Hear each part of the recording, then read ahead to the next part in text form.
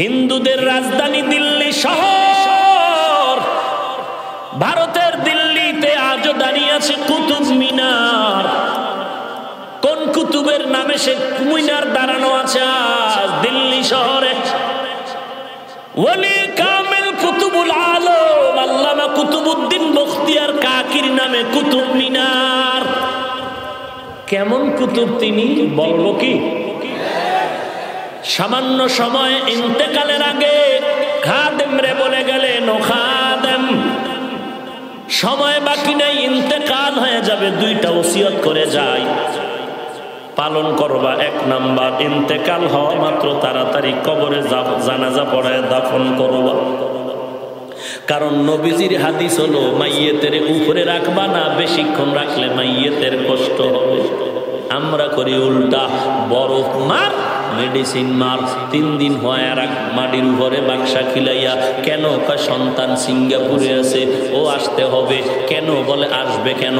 তা আসার পরে বাবার গলা জড়ায় চিৎকার দিবে, চিৎকার দিলে কি হবে? বাবায় জিন্দা হয় সন্তানের আব্বু কয়া ডাক দিবে। তাহলে এই সময়টা কেন? নবী কয় তাড়াতাড়ি দাফন কর। তুই কেন চালাকি করলি রে মুমিন? নবীর কথা মতো দাফন করার পরে সন্তানটা আসিয়া বাবার গলা জড়ায় যে চিৎকারটা দিত, ওই চিৎকারটা যদি মসজিদে গিয়া দেয়, বাবার কবরের আযাব মাআফ। এই খাদেম, 1 নম্বরে আমার জানাজা তাড়াতাড়ি পড়ায় কবরে দিবি। 2 নম্বর, আমি কুতুবউদ্দিনের মরণের খবর পাইলে ভারতের হাজার হাজার উলামায়ে কেরাম আসবে, জানাজার ইমামতির জন্য ময়দানে হাজির হবে। খাদেম ভালো করে শুনে নাও, আমার জানাজা যে কোনো আলেম আইসা না পড়ায়, আমার কথাটা তুমি বলে দিও, আমার জানাজা ওই ব্যক্তি পড়াবে যার মধ্যে 4টা গুণ থাকবে, সে আমার জানাজা পড়াবে। তুমি উলামায়ে কেরামদের সামনে এই 4টা গুণের কথা বলবা। কুতুবউদ্দিনের কথা মতো এই 4 গুণালা আলেম যদি থাকো, জানাজা পড়ায় দাও। যদি 4 গুণালা ব্যক্তি না থাকে, আমি কুতুবউদ্দিনের জানাজা যেন না পড়ায়। আল্লাহর ওলি কুতুবউদ্দিনের ইন্তেকাল হয়ে গেল। খাদেম ময়দানে লাশ হাজির করে ঘোষণা দিলেন যে মহাসমুদ্রের উলামায়ে কেরাম 1 নাম্বার ওসিয়ত করলেন আমাদের কুতুবউদ্দিন সাহেব, তাড়াতাড়ি জানাজা কমপ্লিট করে দাফন করো। 2 নাম্বার ওসিয়ত হলো 4 গুণালা ব্যক্তি যদি থাকো, তাড়াতাড়ি জানাজার ইমামতি করে জানাজা পড়ায় দাও। 4 গুণালা ব্যক্তি যদি না থাকো, জানাজার সামনে আসবা না। 4 গুণের মধ্যে 1 নাম্বার গুণ হলো, যেই বান্দা জীবনে কোনোদিন আসরের 4 রাকাত ফরজ নামাজের আগে আরো 4 রাকাত সুন্নাত আছে, যেগুলো পড়লে সওয়াব, না পড়লে গুনাহ নাই, জীবনেও ওই 4 রাকাত সুন্নাত কখনো ছাড়ে নাই। 1-2 মাস ধাক্কা দিয়ে নেওয়া যায়, জীবনেও আসরের 4 রাকাত ফরজ নামাজের আগে আরো 4 রাকাত সুন্নাত ছুটে নাই। ময়দান গেছে লবণের মতো দুর্বল। এই কি সম্ভব? এইভাবে কয় গুণ? ঘুমান এইভাবে কয় গুণ? 1 নাম্বার গুণ, জীবনেও আসরের 4 রাকাত ফরজ নামাজের আগে আরো 4 রাকাত সুন্নাত জীবনে ছুটে নাই। খাদেম একটা একটা করে 4টা গুণ বলেন আসেন। 4 গুণওয়ালা জানাজা পড়ায় দেন, ময়দানে আওয়াজ নাই। খাদেম আবার চিল্লায় বলেন আসেন, খবর নাই। আবার চিৎকার দিয়ে বলে আসেন, খবর নাই। এইবার খাদেম ডাক দিয়ে বলে, কেন কষ্ট দাও? 4 গুণালা মানুষ তো আছো, না থাকলে তো কুতুবউদ্দিন এমনিতেই বলিয়া যাইতেন না। কষ্ট না দিয়া জানাজা পড়ায় দাও। আল্লাহর বান্দা খাদেম যখন চিল্লায়া বলল, ময়দানের পেছন থেকে এক আল্লাহর গোলাম চিল্লায় আমাকে রাস্তা করে দাও, কুতুবউদ্দিনের কাছে যাওয়ার জায়গা দাও। সবাই তাকায় দেখে এক আল্লাহর বান্দা রুমাল দিয়া চেহারা ঢাকিয়া কান্না করতে করতে কুতুবউদ্দিনের কাছে যায়। সামনে গিয়া বলেন, কুতুবউদ্দিন, এমন একটা সর্বনাশ করলি, আমার এই 4টা গুণের খবর আমার আল্লাহ জানে না, আমার ছেলে মেয়ে স্ত্রীও জানে না।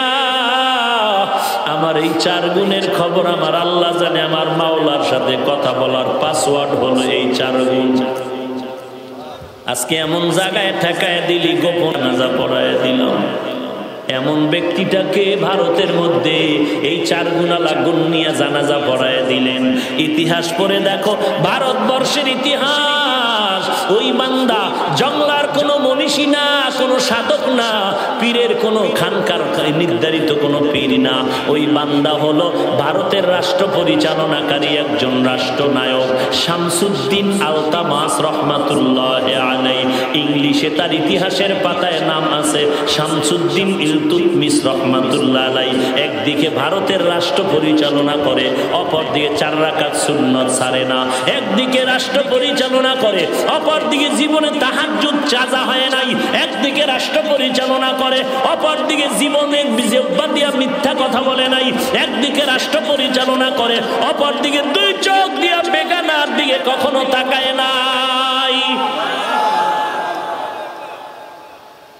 এরে আল্লাহর গোলাম, কেমন আল্লাহওয়ালা 4 গুণালা শামসুদ্দিন আলতামাস রহমাতুল্লাহ আলাইহি জানাজা পড়ায় দিলেন। এ যুবক, পাওটা যদি আগায় দেওয়া, আমি তোর পায়ে হাত রেখে বলছি, কয়দিন আর বাহাদুরি করবি? ডানে বামে তাকায় দেখ, তোর মতো যুবক খেলার সঙ্গে ছিল, আজকে নাই।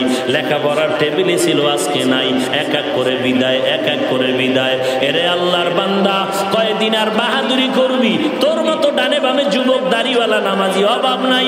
স্কুলে পড়ে নামাজ ছাড়ে না, কলেজে পড়ে নামাজ ছাড়ে না, চাকরি করে নামাজ বাদ দেয় না, র্যাব আর্মি পুলিশ বিডিআর নামাজ ছাড়ে না, কোটি টাকার মালিক 1 টাকাও হারাম খায় না, কৃষি কাজ করে নামাজ ছাড়ে না, ড্রাইভারি করে নামাজ ছাড়ে না। রে বাবা, তুমি কেন পারবা না?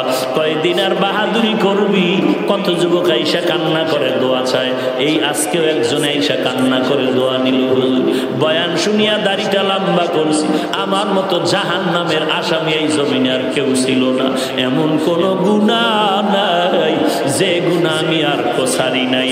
আজকে আল্লাহ আমাকে হেদায়েতের দরজায় নিয়ে আসছে, একটু মাথায় হাত দিয়া দোয়া করে দেন, আর যেন গুনাহের কাছে না যাই। কারণ গুনাহের কারণে যে আযাবের কথা আপনারা কোরআন দিয়া বলছে, ওই কবরে জাহান্নামের আগুন 1 সেকেন্ডের জন্য সহ্য করতে পারবো না। এর থেকে আরো ভয়াবহ হালাত হবে হাসরের ময়দান। ওই সূর্যটা মাথার উপরে চলে আসবে, সূর্যের তাপে জমিনটা তামা, গুনাহগারের মাথার মগজগুলো টাস টাস করে ফেটে যাবে।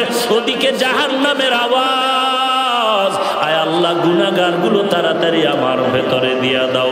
একদিকে আমার আল্লাহ রাগান্বিত আওয়াজ নিয়ে বলবেন, আমতাজুল ইয়াউমা আইয়ুহাল মুজরিমুন।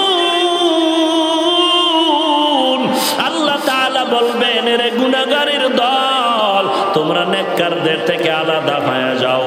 এরে নবীর উম্মত, আল্লাহর কাছে চোখের পানি ছেড়ে কান্না করো। মা বাবা তোমার নাই, কবর থেকে দোয়া চায়। ও এতিম সন্তান, আমার নবীও দুনিয়াতে বড় এতিম, এরপরও তায়েফের ময়দানে কত রক্ত ঝরাইলেন দিনের জন্য। আজকে তোমার চোখে কেন পানি নাই? একমাত্র কারণ গুনার কারণে তোমার আমার দিলটা পাথরের মতো শক্ত হয়ে গেল। আল্লাহর কাছে মাথাটা নত করে বলো, আল্লাহ এই ময়দানে আমার মতো গুনাহগার কেউ নাই। আজকে তওবার দরজায় ফিরতে চাই, তুমি তৌফিক দাও। আর জীবনে গুনাহের কাছে যাব না, নামাজ ছাড়বো না, বেপরদায় চলবো না।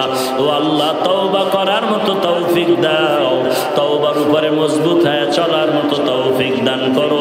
আয় আল্লাহ, কান্নাওয়ালা চক্ষু দান করো। আল্লাহর কাছে বান্দা যখন চোখের পানি ছেড়ে তওবার নিয়ত করে, আল্লাহ তাআলা রহমতের বিনিময়ে তার জীবনের সব গুনাহগুলো মাফ করে দেয়। আল্লাহর কাছে কান্না করো, না আসলে নবী বলেন কান্নার বাহানা করে ক্ষমা চাও। ও আল্লাহ, তুমি মাফ করে দাও। 1 সেকেন্ডের আযাব সহ্য করার শক্তি আমার নাই, আমি গুনাহ নিয়ে কবরে যেতে চাই না। তওবা করার যদি নিয়ত অন্তরে থাকে, মুনাফিকি না থাকে, খাঁটি তওবার নিয়তে 2 হাত আমার আল্লাহকে দেখায় দাও।